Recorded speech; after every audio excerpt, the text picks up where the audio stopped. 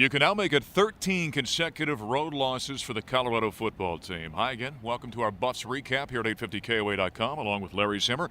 I'm Mark Johnson as the Buffaloes' final trip to Columbia, Missouri results in another shutout. 26-0 the final score. And Zim, I'd imagine the Buffs are not going to be disappointed to see Columbia in the rearview mirror. I guess not. I think some of us are, but it is not. This has not been a kind feel to Colorado over the past 5-6 years. Buffaloes have lost now 5 in a row to this Missouri team.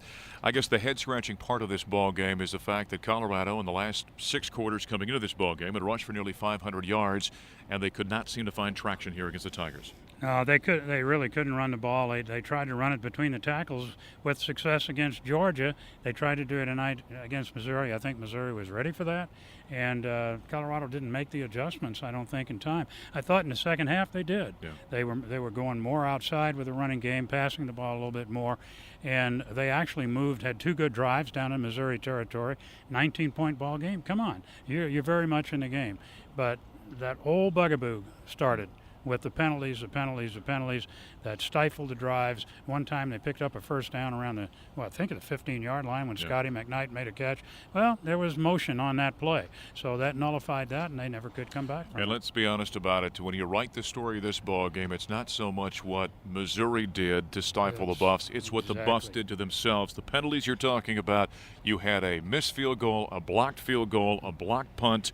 It was a number of issues. And you had a turnover at the 14-yard line. Correct. When you're down 5-0, and you ain't getting nothing. It's on the offense too. They didn't get it in for the touchdown, and then here's a field goal that's missed. So I know there are those that will disagree with this, but when you lose 13 consecutive games on the road, you have to start to look at what the issue is home and away. You see this with teams all the time. They're different.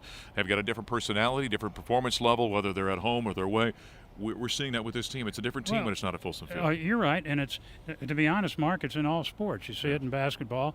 We saw it with the Rockies this year in baseball. Yeah. So it's a mindset, and if you remember, one of my keys to the game was to put out of their mind that they're playing on the road. Keep up the momentum. They didn't do that. They got off to a bad start, and they never recovered. All right, it was just 4 weeks ago after a 52-7 loss at Cal. We were talking about this, and everyone had their daubers down. They returned home, won 2 straight games over Hawaii and over Georgia. Now you've got Baylor and Tech coming in. You can't allow this game here to beat you twice. That's exactly right, and that's a great point. You can't let it beat you twice. And they've got Baylor next week. We're going to see an outstanding athlete at quarterback. Colorado's going to have their best game going against the Baylor Bears. That is not a gimme. No, that's for certain. So it's the Bears and then the Red Raiders of Texas Tech coming into Folsom Field. We will hit the air next week on our flagship 850 KOA at 3:05 with the Buffalo Stampede. Our network affiliates then pick up at 3:35. The kickoff between the Buffs and the Bears at 5:12. The final visit to Columbia did not go well for Colorado. 26-0 the final. The Buffs fall to 3-2 in the season. For Larry Zimmer, I'm Mark Johnson. Thanks for joining us here on our Buffs recap on 850KOA.com.